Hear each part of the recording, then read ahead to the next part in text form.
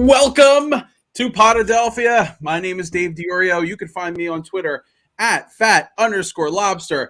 And since Sarah has been suspended for conduct detrimental to the podcast, I am joined by Gene Zelak and our special guest, Jason Blevins from the Painted Lines, joining us to talk about some Sixers basketball. So, Gene, how are you tonight? I'm good. I thought you were definitely going to throw me out of practice. So I'm so glad that I've managed to I don't like defensive drills. I'm just going to put that front. Well, I make you hand me your cell phone before practice starts.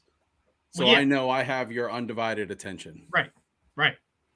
Swipe right, swipe left, whatever. All right.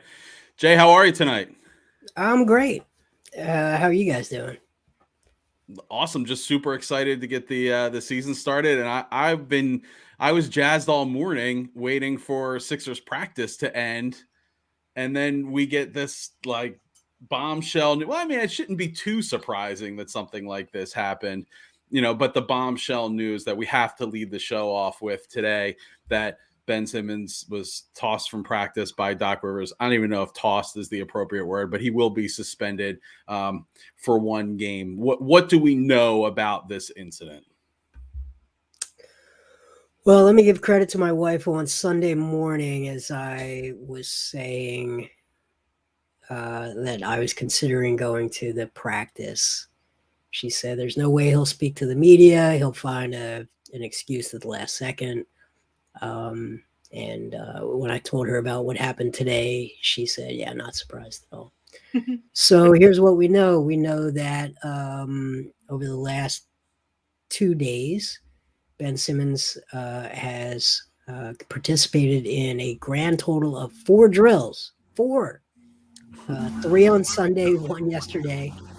The infamous Sweatpants saga, which we'll get into maybe later, but I don't think it was a cell phone. And today refused to go in on a defensive drill, and Doc Rivers told him to go home. He gave him a second chance, said, Ben, go in. He said no again, and he said, go home. So the report is that he walked out, straight out, didn't go to the locker room, didn't get changed, didn't speak with anyone, walked out and went home immediately. So from reading a lot of the reports, he has refused to acknowledge even the security guard at the front gate, the front door, which is just, say what you want.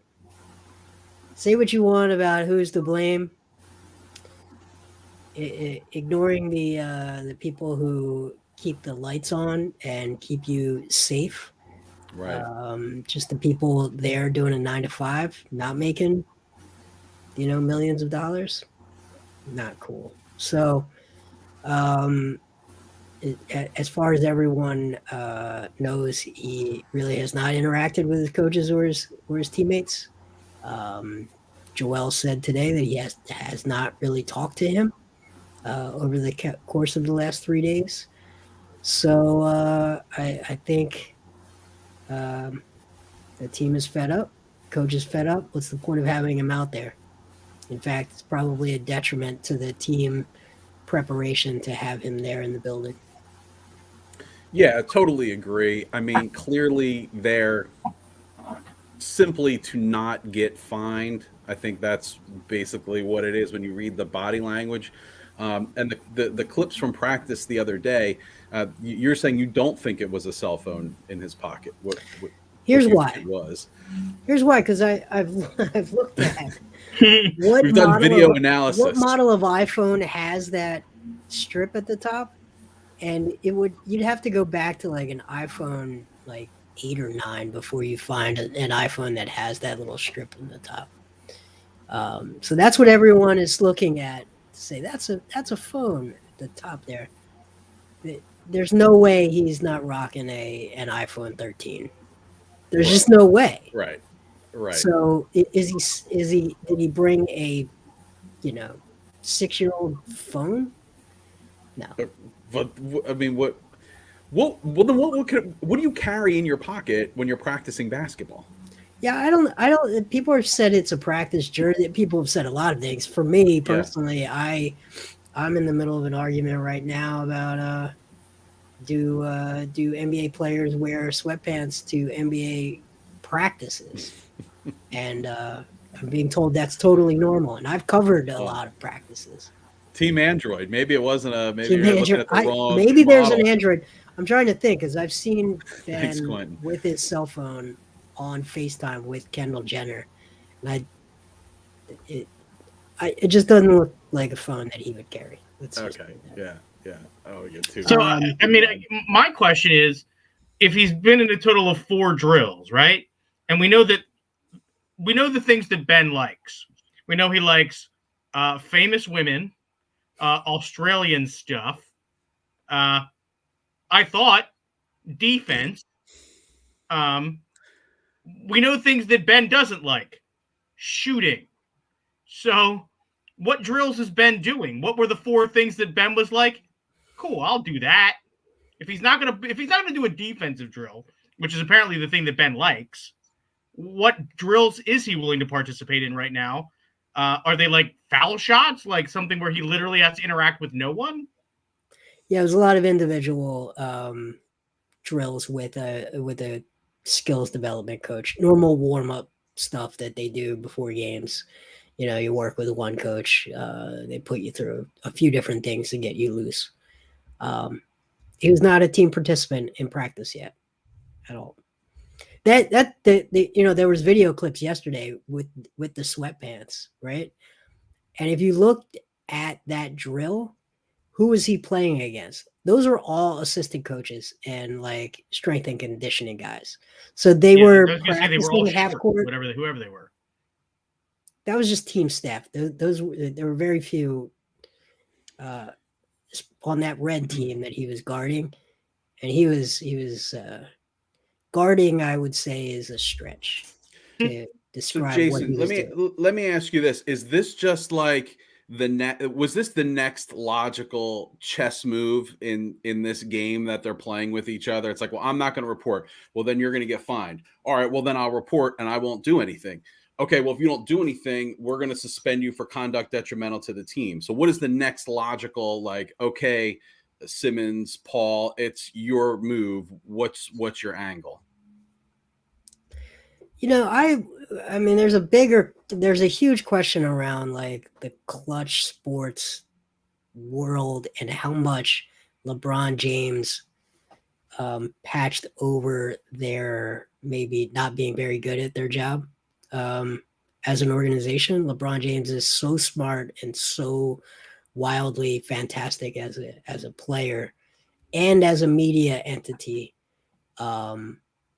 I just think they've wildly misplayed this entirely, and I think he's got bad advice from his family. I think he's got bad advice from his management group, probably since the beginning. He has been allowed to feel victimized by the situation since really high school, I think, and I think he landed in the exact wrong spot where a city that has a reputation for being too tough on its players, there was a backlash that actually I think shielded him from true criticism. He landed in a situation, a few days ago, the whining was he never got a chance to learn as a number 1 pick because he came into a team that was too good. That was their excuse. Well, the team was too good. He had to immediately be a playoff player. Okay. I mean, he didn't play his first year. Do we forget that he didn't play his first year? And there was a question, he was on the court doing skills work in January of that rookie year. He didn't get any time. Please. He is a good player. He does drag teams to the playoffs. I think he would even drag the Sacramento Kings to the playoffs. But I think he's surrounded by people who just haven't made him feel the things that we all have to go through to get better, right? The pain that it takes, the embarrassment to. Well, I mean, the Sixers have some culpability in this. He should not have been allowed to do what he did, or not do what he didn't want to do, I guess I should say, under the Brett Brown era. Right, but what was the carrot and what was the stick? Right? So you have to have something to offer, and you have to have something to take away. Playing time? Were you though? Like, what was their? They were. I get it. I mean, you were going to play, but you're nothing if you don't get him there, right? He needed the ball in his hands, so they got rid of any competent ball handler that could be a threat to that, because quite frankly, he's virtually a non-factor when the ball's not in his hands on offense. Yeah, totally. What does he do when the ball's not in his hands? Stand. Yeah, where? Off to the side. Where's the spot you want him to stand? That helps. Yeah, and he doesn't draw defenders out to him because they know that he's not a threat to shoot. Right. So they certainly aren't going to commit serious defensive resources to stopping the Ben Simmons 3-point extravaganza. So is he like a completely broken? Is he a completely broken player? Will he break any team that he goes to? I don't think so. Ultimately, no. I think okay, so all right, he's on the Kings. Where does he stand? I think with the Kings, what they lack is any organization for and consistency for 48 minutes, and I would assume one of their guards would come back in return. And, yeah, but he's not taking the ball from like De'Aaron Fox. Yeah, I was just using the Kings as an example of a bad team that would become a playoff team with a guy that would be a competent, organized professional. But every time I imagine him on another team, I just think, well, what would they do with him?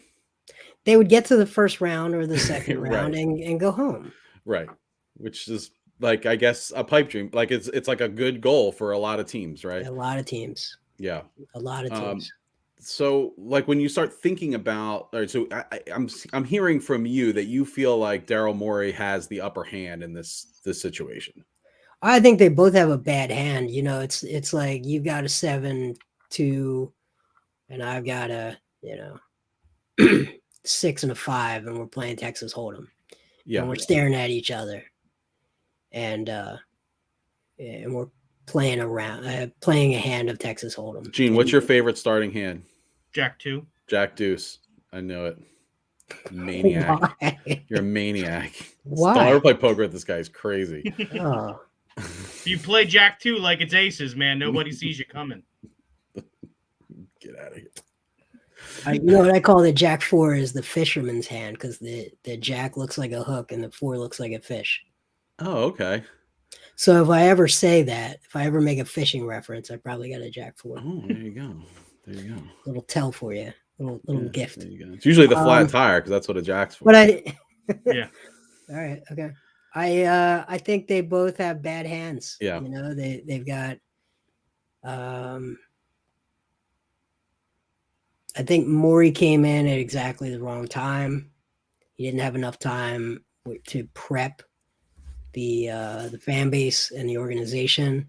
There's never a question, if you follow Daryl Morey for the last 10 years, never a question about what he believes in. He wants his teams to take 53s a game. It's simply impossible. For all the talk about how Ben Simmons creates threes for other people, his style of play is just never going to get a team as a whole to get to that level.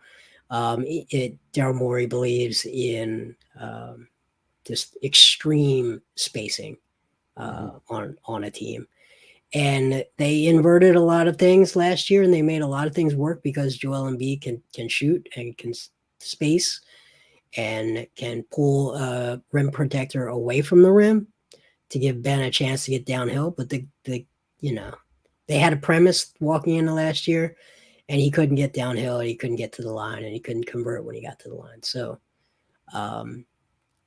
I think Morey would have liked to have, if he had a time machine, go back and just move him in that first month, rip off the Band-Aid, listen to the fans, and deal with the consequences of the fans on sports radio and here. Yeah. And here for a couple of months as they, as whatever happened as they had growing pains.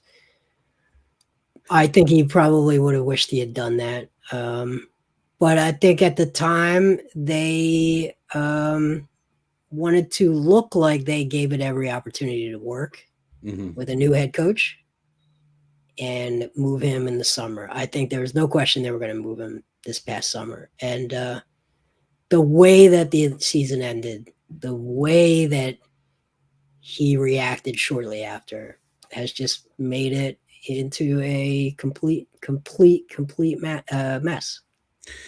Let me ask you this. Let's hop in that time machine. If you could change one thing about the Ben Simmons saga over the whole course from draft day to now, I mean, what do you think would have been best for the Sixers? Would it have just been like, let's just draft Brandon Ingram instead of Ben Simmons? Would it be, we should have pushed him more as a younger player to shoot or be a better all-around NBA player? Is it we should have thrown in an extra spice to get Harden here in that trade? Or maybe you think that was never even a possibility, but like if we could change one thing over that timeline, what do you think it should have been?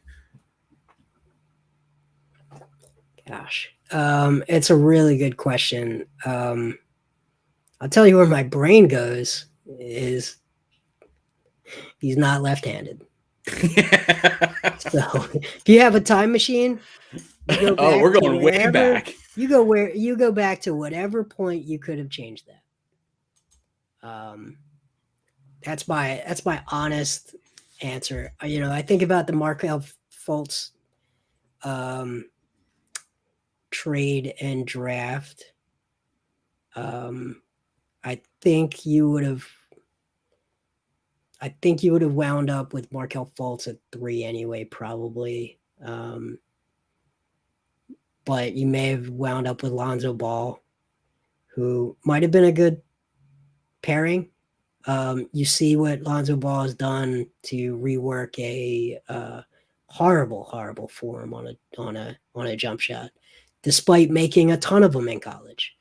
And maybe that rubs off on Ben. I think the other point, I guess, as much as I was in favor of this at the time, but I think when they were forced to choose between Jimmy Butler and Ben Simmons, they should have chosen to trade Ben Simmons. And he was probably at peak value at that moment, exactly at that time.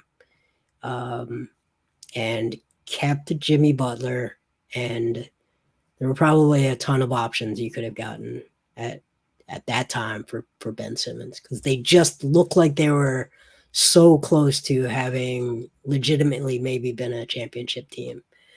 His people forced that trade.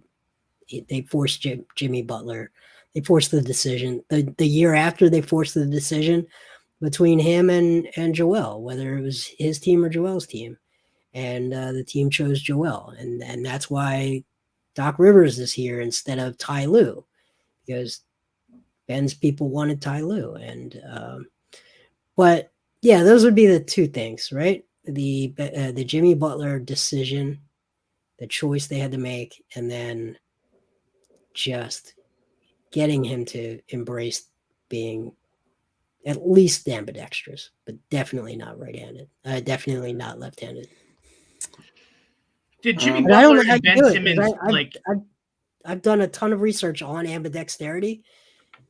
There just isn't that much in there. And I've talked to the team about, like, can I do a story and interview a bunch of doctors on this? And they said, absolutely, he would not absolutely be unhappy with any story that came out like that. And that was 3+ years ago. Wow. Interesting. Did Jimmy Butler and Ben Simmons actively dislike each other's personality, or was it simply like they knew that one could not coexist while the other was there? But they seem, I mean, it always seemed like sort of a phony bromance, you know what I mean, with the headband bros or whatever. It didn't seem like necessarily they actually liked each other, that it was sort of something that they were sort of trying to portray as that they were a team. But I think obviously the way it shaked out, do you think Butler actually wanted to stay here and sort of was like, well, I can't stay here with him, so because he really was able to just sort of say, I'm not going to sign, right? He was sort of. Yeah. Yes. And also he didn't like Brett Brown's system at all. He didn't like Brett Brown, didn't respect him as a coach, but also Ben Simmons people, undoubtedly. Many of us we're getting blown up in our DMs from about February on about just anti-Jimmy stuff. Like very like, did you see this? Did you see that? Just pointing us towards all the negative stuff with Jimmy Butler. And I promise you there's a ton of that. Like there's a ton of negatives with the guy. But it was very calculated. It was very targeted over a period of months. And it really reached a breaking point in Toronto during that series, which wound up being his final. A lot of weirdness, a lot of tense moments, a lot of just weird stuff that never got reported. For all the stuff that Philly media gets a bad rap for harping on, and I think sports radio has to get people calling. The sports radio hosts aren't super plugged in, but they hear through the grapevine the little nuggets of things that 90% of that stuff doesn't get reported. Like the bad stuff mostly gets shelved. Like looking back on it, was Jimmy's like contention with Brett Brown somehow related to Brett Brown's treatment of Ben Simmons? That could very well be. Maybe he just sensed the softness and a babysitting, to use Embiid's words from today. I want to ask you about that. A coddling, let's say a coddling. Yeah. But I think Jimmy had some real problems with the defensive scheme, especially. Do you think Embiid said, "I don't like that man, comma, honestly," or do you think he said, "I don't like that," or like, "I don't like that"? I don't think about that man. What's that? I think he said, "I don't think about that man."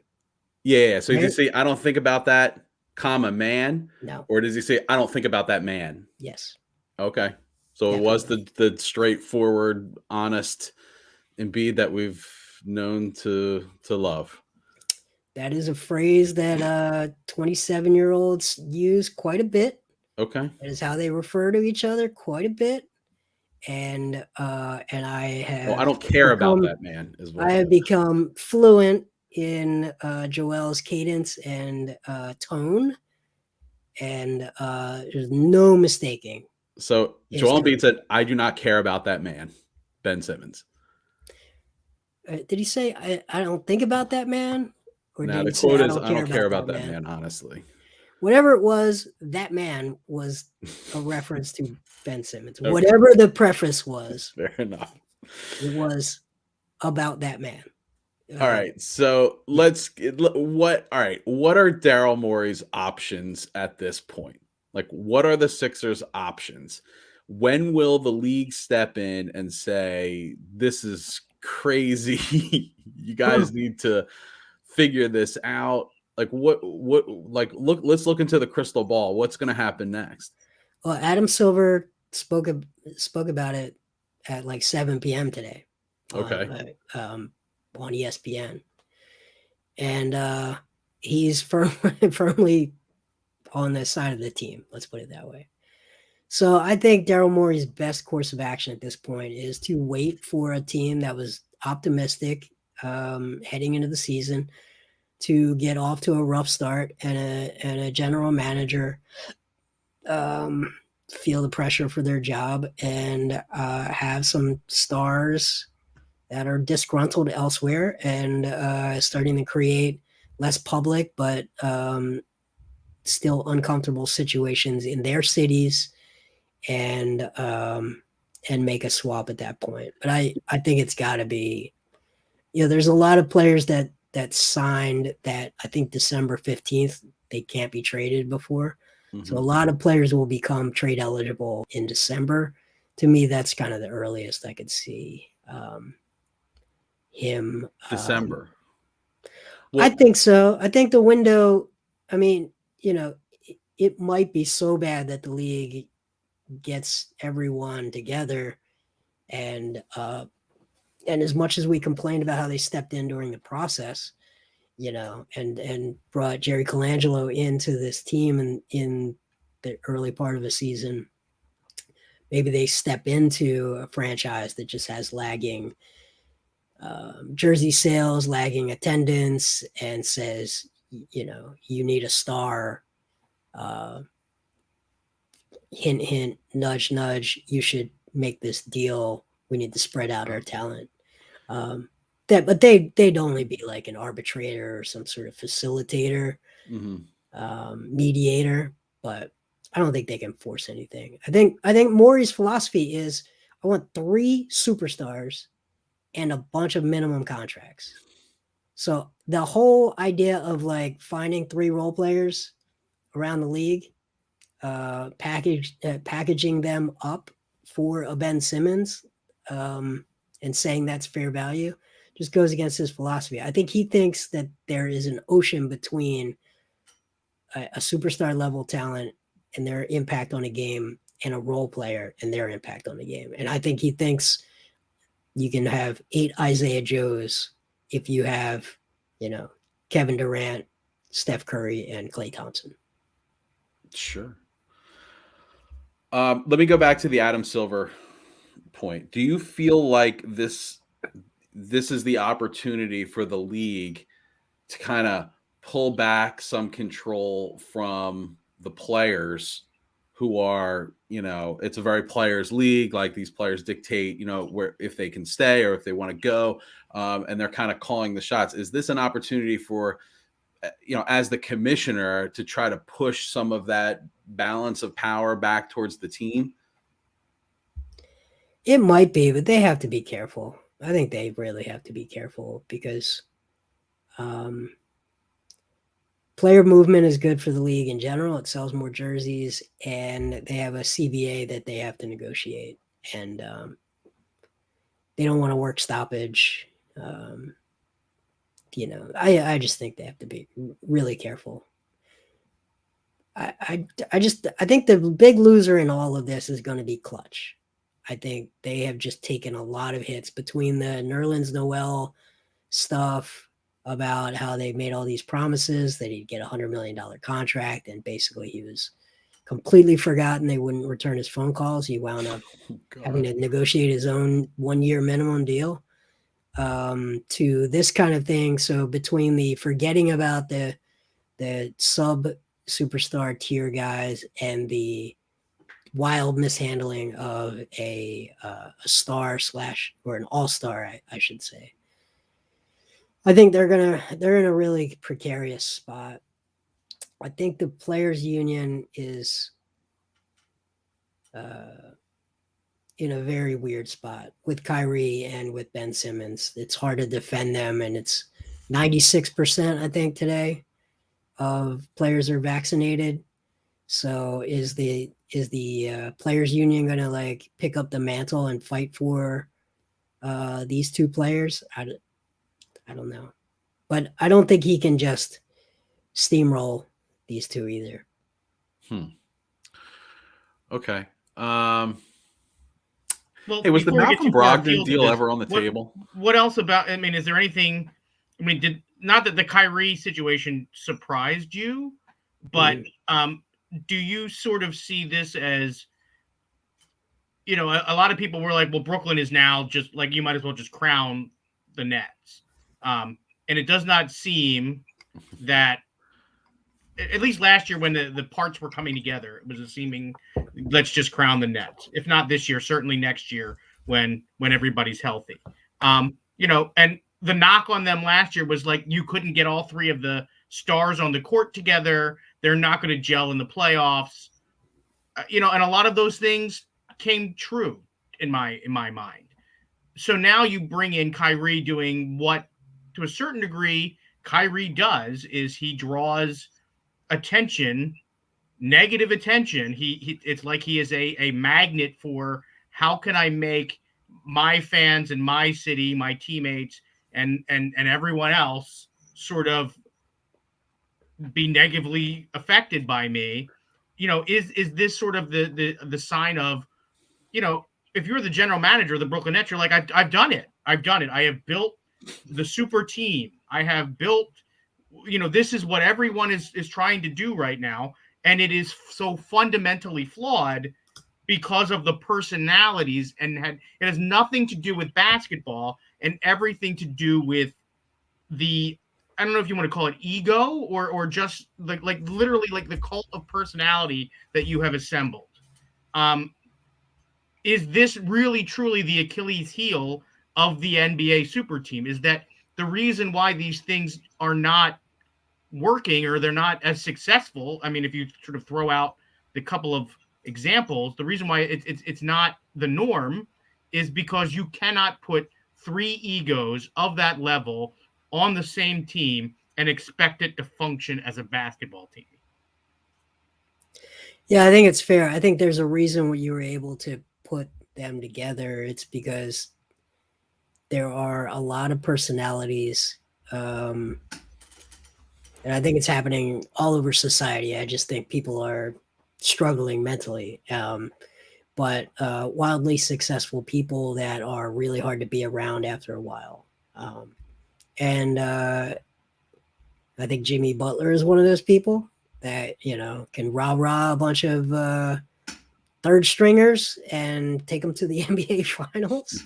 But you put him with a couple of other people with pride, and now the you know the chests get puffed out, and things aren't good. I think Kyrie and Kevin Durant are very different personalities, but I think both personalities really wear on a franchise. James Harden, I feel like he's more of an old school prima donna type player. I don't think he's a problem day to day at all. I just, you know, he likes to go to the club after the game. It's sort of old school professional athlete. But I think there's a reason why you're able to assemble those kind of players like that. They're not homegrown like the Warriors.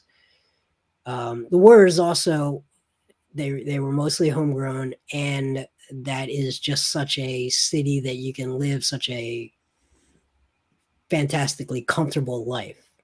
And Brooklyn is a space to do that too. They just got three guys that don't live in that sort of laid back comfort sort of mindset. But I think you make a good point. It's really hard to put together, and a team is not a fantasy team. Like it's just not. You know, mouths have to be fed. That's why I'm a huge proponent of the point guard position, because that's the person who makes sure everyone stays happy. Everybody stays happy. Ben Simmons, going back to my point about the Kings, he's a person that could figure out, you know, Marvin Bagley is like out of the rotation for that team, number 2 pick of the draft a couple of years ago, completely off the rotation. Big release today. His agent is saying you should have traded him in the summer, and now he's out of the rotation. You've completely tanked his value. Ben Simmons is the kind of guy that could make a guy like that useful in some ways. So I think the super teams have to start with a really unselfish point guard. And what the Nets have is 2 guys at the point guard position who can drop 40 on you at any time. But are they really worried about if Joe Harris has gotten a shot in the last 5 minutes so that he's, hot at the end of the game? They're not thinking about that. So we did a half hour about a dude that's not going to play a single game for the 76ers this year. Can we talk about like some actual Sixers? Because I think I saw a tweet a few weeks back from you where you listed like 8 things more interesting about the Sixers to talk about than Ben Simmons right now. And I was like, oh, that's awesome. Like we need to like, so what's going on with the Sixers this year? How do you what do you expect to happen with this team this year? Should we get excited? I think Joel Embiid looks improved from last year. Which should be very dangerous if he's better than last year. Yeah, man. Yeah. So that would be one. I think he's improved. I actually think he's picked up some skills and his body is becoming an adult body. He's a very thin teenager. He became a very big, hulking early 20s guy, and now he's starting to round into his adult body. And I think he can just do it all, right? And that's going to make the job of, I think, the second most important person on that team is, and I think it was on my list, is Tyrese Maxey actually a point guard? Because the things I was just talking about is making sure people get fed, blah, blah, blah, all that stuff is stuff that that a point guard has to be good enough to ignore their man defender while they survey everything else and process tons of information, second layer the defense, manipulate the defense behind the guy guarding you. That stuff takes time. I'm not sure he's that person, but having a Joel Embiid that can really operate in many different spots on the floor will help him. So he's the biggest question mark. If he is a point guard and he can have, let's say, anything over 6 assists a game at a 2-to-1 assist to turnover ratio, then I think they're probably a 50-win team. If not, I think they have to get a point guard. So I just don't know how they excite anyone without that. I think Isaiah Joe is legitimately an effortless shooter from anywhere. And Nice. As small as he is, he plays really smart defense. And he's going to get run over a lot. And he might get hurt because of it. But he's always going to be in the right spot. And he can legit shoot, like, no question. That guy can shoot. So I think he's someone to really get excited about. I wouldn't be surprised if he took a leap. And let's see, what else would I say? I think they're going to be somewhere in that 47 win range, in my opinion. So do you get excited over that? What is that? Do you think that makes you like the 5 seed, 6 seed? Yeah, I think so. Because I think as good as Drummond looks when he's coming off the bench, and he's a huge upgrade from any backups they've had. If he's the starter for 20 games, I think they're going to lose a lot of those 20 games. A lot of it's empty with him. And so I don't know. I think they feel like a 5 seed to me. But do you think there are legitimately 5 better teams in the East than them? Yeah, I do. I do think it's spread over 82 games. Like, I'm not sure there are 5 better teams in a 7-game series, but spread over sorry, I'm trying to look at the teams. I'm trying to cheat. Nets, Bucks. Yeah, the Bucks look good. I was just watching them for. I mean, are the Knicks better than them? No, the Knicks will be a train wreck, I think. Are the Hawks better than them? Yeah, I think the Hawks are pretty. They have a lot of guys that really stress the defense. And I think they will have gained some confidence and learned a lot from their playoff run. So I don't expect them to fall back. What's that? The Heat would be the only other team that really comes to mind that would. Yeah, so I mean, but this could be a top heavy year where Yeah. 47 might get you the 4 seed. It's just, you got to assume some injuries for guys that have always missed some time, and then you say, assuming you do 20 games without Joel Embiid, what does that I forgot about the Bulls. Like? Yeah, I'm not sure about Bulls. I'm not sure about the Bulls. I think they're a playoff team. It's hard for me to see them jumping into the top 4. It's hard for me to see them jumping. But I do like what they've got going on. All right, what else? What else should we be looking for? How about our first round draft pick? Didn't have a great preseason, huh? What is? I don't see it. Do you see it? No, I don't see it. I don't see it at all. I don't see it at all. Okay. I think that was like the stashiest stash of stash picks they could figure out, and send them to Delaware. I'll go to I'll go to the field house and I'll watch them, and maybe I come back on here in a month and I'm like, I see it now. But he looks undersized to me. He looks a little slow to me. He doesn't look like a great shooter. He looks like a slightly bigger version of Zaire Smith, but not nearly as athletic as far as I can tell. Oh God.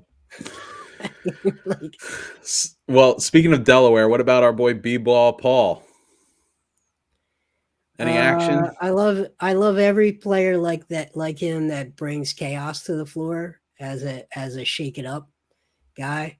I hope he's the third string center. I really do. I think Daryl Morey has done everything he can do to manipulate things to the point where Doc Rivers is forced to play him. I think he did that last year and it hurt them.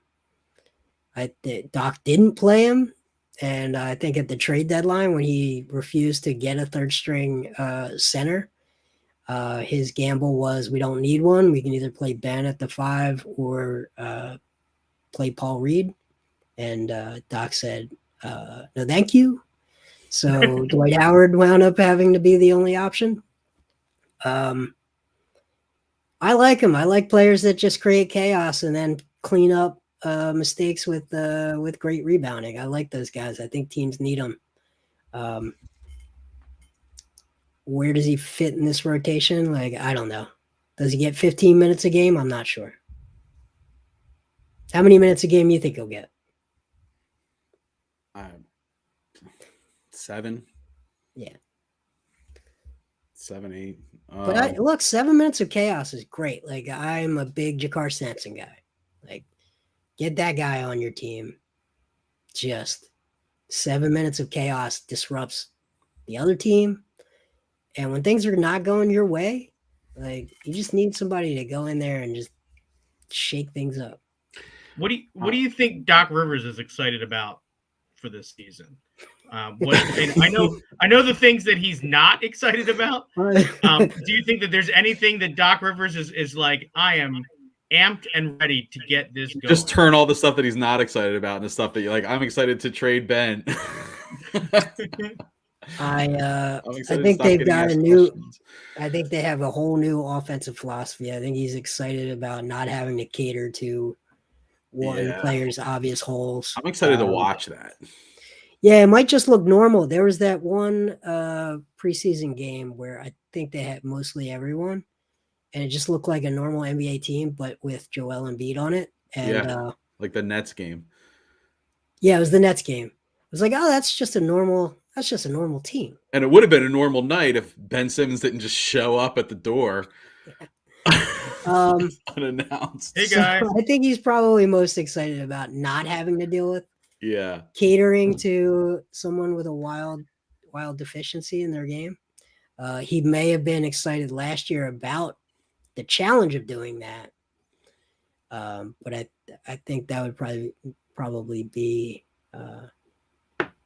it He's probably looking forward to his first West Coast road trip so he can play golf more. We haven't talked about this. No more Mark Zumov this year. And Kate Scott's in the booth. So, I mean, thoughts? I mean, obviously we're going to miss Zumov. Yep. Like legend status. And it took me a really long time to warm up to Tom McCarthy after Harry, was no longer with us. So I really just hope everyone gives Kate Scott, a fair shot because she's really great from what I've heard in the preseason. She's excellent. Any thoughts there? I think it's a great comp. I think she is very good, and it's a tough act to follow. But I think she's so good that is she going to have a ton of memes on Sixers Twitter? Probably not, but she's really good at her job. She's just really good at her job. I haven't met her. Mark Zumov was an amazing person. I mean, he is an amazing person, but to everyone in the arena, everyone in the organization at Camden, a tireless worker, just an awesome person. And then even he did, I think the women's Olympic basketball or like World Cup basketball a few years ago. He's just a guy you just always enjoyed having. So, she may have 10 years like Tom McCarthy before she's got her isms down, but she's pretty good. I'll tell you what, what did it for me with McCarthy was getting the MLB package and just watching games around the league and going, oh my gosh, this is dreadful what's going on in other cities. And then you just listen to McCarthy and it's like, all right, this is actually really good. Like we actually have a really good broadcast crew for the Phillies. So maybe I'll just get NBA League Pass and just listen to some other guys. Yeah, I tend to watch those things on mute now. However, like even the Eagles I watch on mute. But he was the radio guy before, right? Was McCarthy the radio guy? I don't think so. Gene, do you know? No, Fransky was the radio guy. I think McCarthy came from New York. I think he was. I don't know if he was in the Mets. Maybe he was on the Mets radio. Maybe that's where I remember. He was a New York guy, and I think he also did a lot of football. And you'll still hear him do football games. Because I thought the game was going to go to the gig was going to go to who was the other guy that sort of was waiting in the wings with Harry. His name is completely escaped me, but he's another one that you see like they calls like Westwood One games. There are those guys that sort of just are journeymen that they sort of go into like those network systems. They're not on TV, but yeah, and I think Fransky would have had it if Fransky wanted it. But I don't think Scott Fransky has any interest in doing TV. I think Fransky loves what he does. He likes being on the radio and doesn't want to.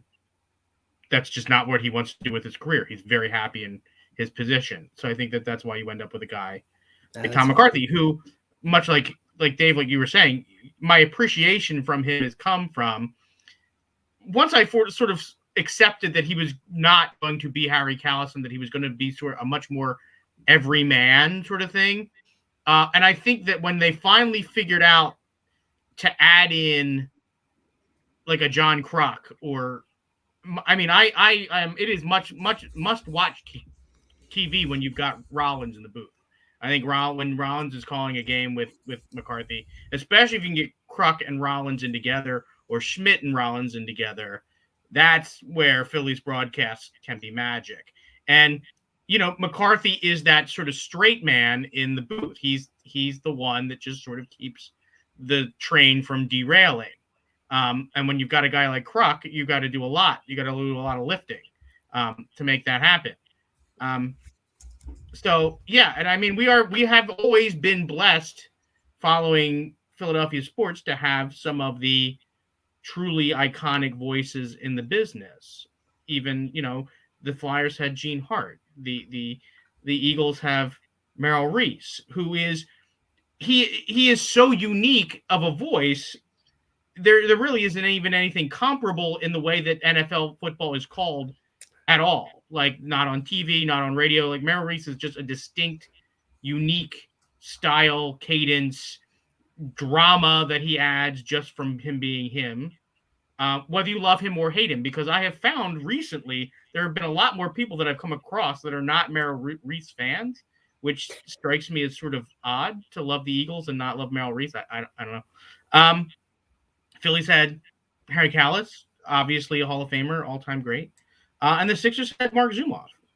I mean, we have been blessed. No wonder we are so opinionated about bad broadcasting, because we have very high standards from what we listen to all the time. And we get irritated when it has to go to the national broadcast because we have to give up something that's usually better.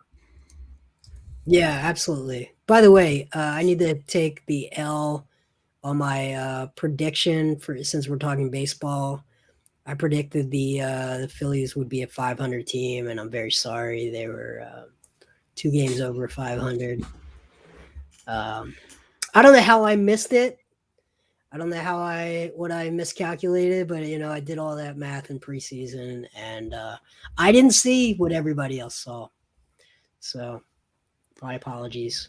You didn't see Bryce Harper having a historic. He carried them all the way second half, to two games over 500, and Zach Wheeler having a WAR that's comparable to the MVP candidates for the National League. It was just, those two guys were just wild.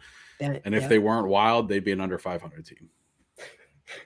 No, I predicted they'd be 500 exactly. That was my bit. Every time I would come on here, take an L for not picking an exact. Let me guess what their record is. Somewhere around 500. You're going to take an L for not picking an exact win-loss record for an MLB baseball team over the course of 162 game season. I think you're being a little too hard on yourself. Try again next year. Is Bryce Harper the National League MVP? No, I don't think you can be an MVP on a 500 team. God damn it. Well, who are you going to give it to? I don't know. Pick the best player. Pick the best player on one of the top 4 teams. Okay. I mean, if it's like most outstanding offensive player, sure. Okay. Well, that's what it is, isn't it? If that's the definition, that's what it is. Then sure. Okay. But I just don't know how you call somebody valuable. Are you saying that? I mean, what a insult to the other 20, 24, 25 guys on that roster. Yeah, without this guy, he's so valuable. You won 82. He is. You'd be a 40-win team without him. You would. Gene, what else you got? Jason, what do you think about the football team in Philadelphia? Any wild predictions about how the rest of the season? Oh, Dave, don't fall out of your chair. Any predictions about where we go with the rest of this Eagles season? Is there any hope that they beat Dallas before the end of the year? Can I? Will they beat Dallas? Oh yeah, why not? I'm not to be that game. Tell me who here'd be my Eagles thing, because I have watched them a lot more this year than the last couple of years. Tell me who the offensive linemen are and how many games in a row they played together, and I'll tell you whether they have a chance of winning consistently. And right now, the answer is no consistency on that front line. And I think Jalen Hurts he's got everything that you need from the leader of a franchise, except ball placement. It's just not consistently in the spot it needs to be at the time it needs to be there, leading guys so that they have a chance to do a lot. And man, he's like so close to being like your franchise guy. So does it click? Is part of that is part of it happy feet because you got different guys playing left tackle and right tackle every week. No consistency, so he's got happy feet. Could be, and that affects accuracy. So otherwise, I think they're fine. I think they're a fine team. They don't look like complete hot trash like maybe people thought at certain times. I still feel like we're taking the over on 6.5 with the Eagles. I don't think that's crazy. I really don't. I think. I mean, you got how many games you got against the Giants and the Redskins? Because I feel like they're not gimme games though. But I mean, Devontae Smith has been just a pleasure to watch. Mm-hmm. Great, fantastic player. I mean, maybe they'll find a way. So I don't Jason, think their defense is crazy there's a bad. chance that we have 3. It's a really good chance we got 3 number 1 first-round picks in the top 20 next year. Do you package that up for a quarterback, or what are you doing? Well, that's the thing. I mean, we got to find out if Jalen Hurts is the guy or not. Because everyone wants him to be. If you're going to go after a franchise quarterback, you're not going to have a ransom quite like that. Either you go and get the best quarterback in the class. Yeah, so, Ben here says, wrong line here. Marky Mark says, Hurts has played with 7 different starting offensive lines in 10 games. So it's like, there you go. Can't, how do you evaluate? With everything new, with the coach new, the offensive line new, the defense putting the offense in bad positions often, like how do you evaluate what's the quarterback and what's the coach and what's the offensive line? It's really difficult to say if he's the guy or not. But like you said, I look at those throws and they're not there all the time. I mean, those deep passes are just not there. But it's amazing to me how much better he is than Wentz. And I don't know that it's even a skill issue, but I just feel like the eye test to me says that he's a better quarterback than Carson Wentz. Well, he's certainly a better teammate, a better leader than Carson Wentz. I think there's no question.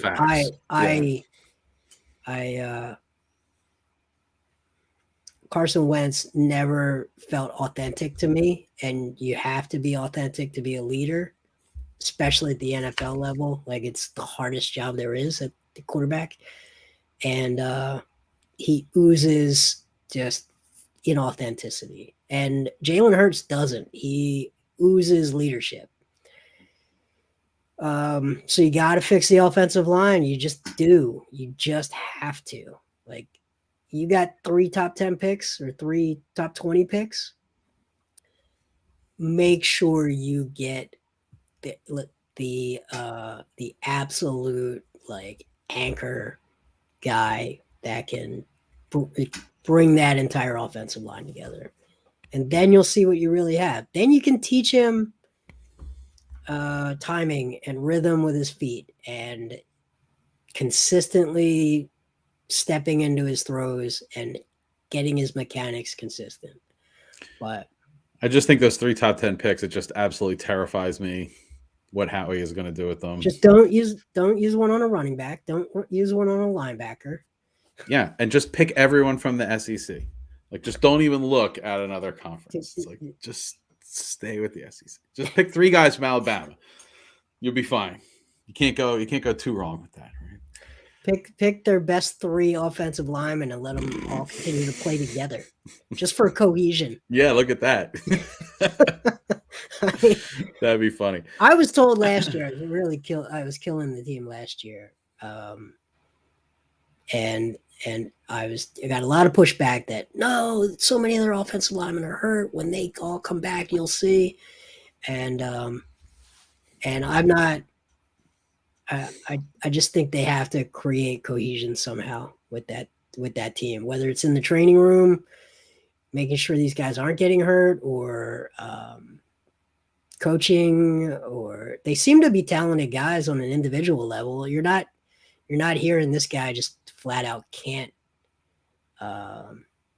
guard anyone, but I'm not blaming the team for the Lane Johnson situation. I think he's just a victim of the times that we live in.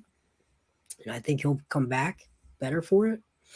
Brandon Brooks has had the same kind of things come up, and the team was supportive. So I think the team's been pretty good in that regard. But you got to find a way to get your 5 guys playing together. You know. All right, Jay. Any plugs for tonight? No, I just appreciate you guys. Thanks for having me on, even though it's past my bedtime. No, I know you're. The viewers and the comments. Always fun to see some familiar faces. Absolutely. I know you're itching to get back to Warriors Lakers, and you're going to be up all night watching that game. So. No. All right, everyone. That is all the time we are going to spend here tonight. We'll be back next Tuesday night. Sarah will be back on. We'll be talking Flyers. They've been filling up the net. We're going to be talking Eagles, Raiders next week. That's who we have. And of course, the Sixers tip off this week too. So that's going to be very exciting. If you haven't done so already, please remember to rate, review, and subscribe to the show on iTunes or wherever you get your podcasts. Also check us out on social media, Facebook, Twitter, and Instagram. Just search Podadelphia. If you have any more time in your podcast listening day, be sure to check out the Whip Around for all the week's weird news. And be sure to check out the Painted Lines YouTube and Facebook channels for your wall-to-wall Philly sports coverage. And also check out the Philly Sports Alliance on Facebook for yet even more Philly sports coverage. Until we meet again, have a great day at work, everybody. We are out of here.